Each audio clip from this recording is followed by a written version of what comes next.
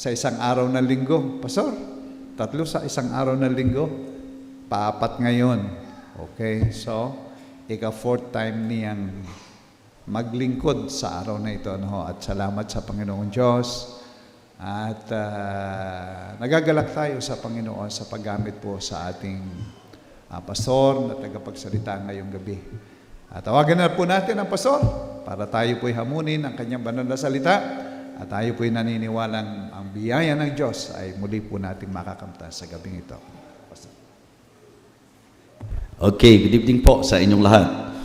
Patawad po sa paghihintay, pero himala ng Panginoon, ng mga himala na nakaabot po kami ngayong gabi. Kanina pong siguro mga 5:15, nung natrap po kami doon sa Manila, dahil may anniversary service po, at talagang ipit na ipit po ako doon sa schedule.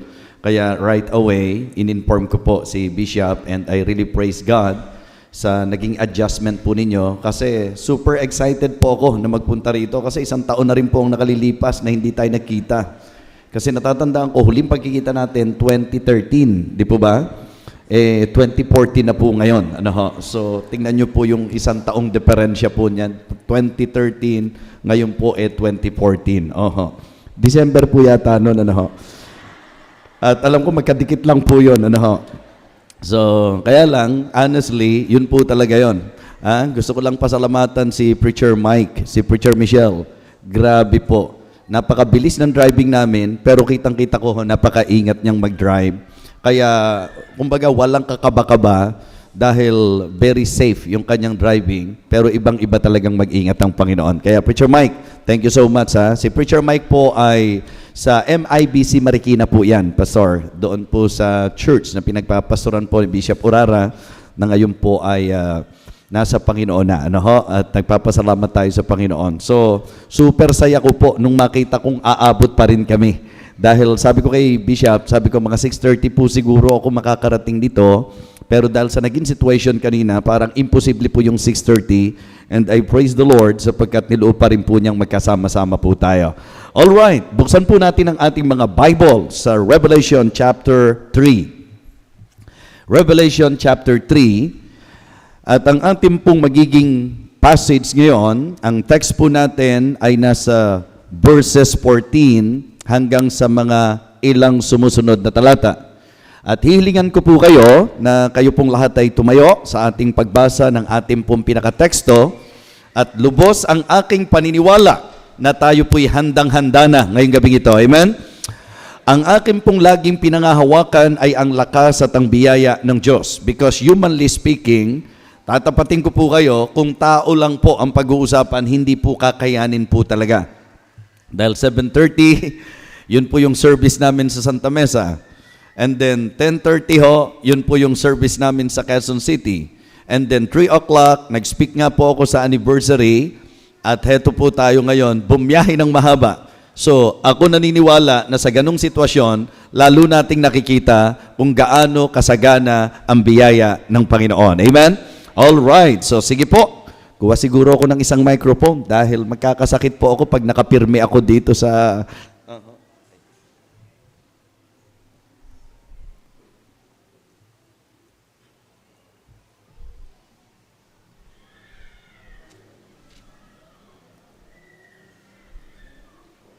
ganun pala yan, pag hindi inoon, hindi. Hello. Pareho pala tayo ng microphone. Pag hindi inoon, hindi siya walang sounds, okay? So, thank you.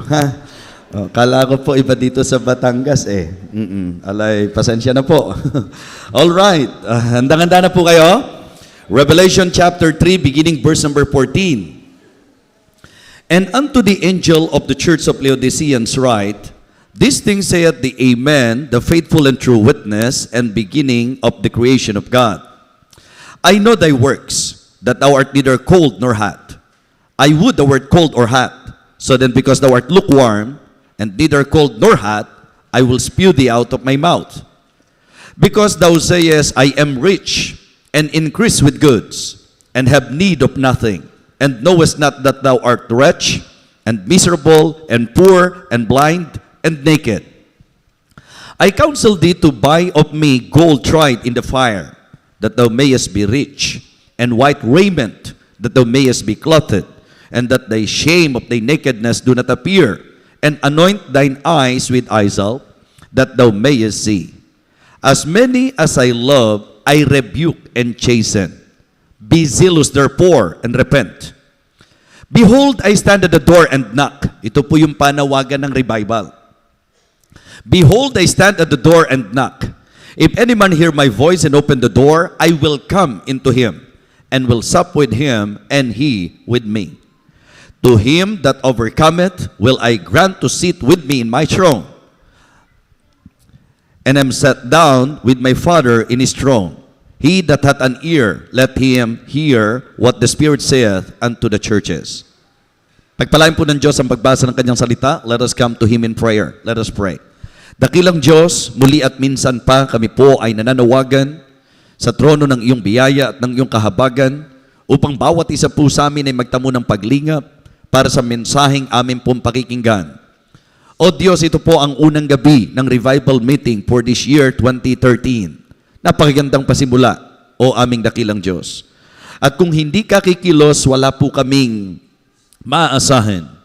Kaya kami po ay nagsusumamo na ngayong gabi, kami po iyong katagpuin sa aming spiritual na kalagayan. Lord, please, once again, accomplish your will in the lives of your people. Help me, O Lord, and empower me. Help me, Lord, that I may preach your word with wisdom. And I pray, O God, that you will continue to touch the heart of your people tonight. Thank you so much. Lubos ang aking pagtitiwala sa iyo, Panginoon. Sa pangalan po ng aming Panginoong Jesus. Amen. Amen. Okay, please be seated. Upo na po tayo. Natatandaan ko po na hindi iilang mensahe ang ipinahatid ng Panginoon sa akin using this passage.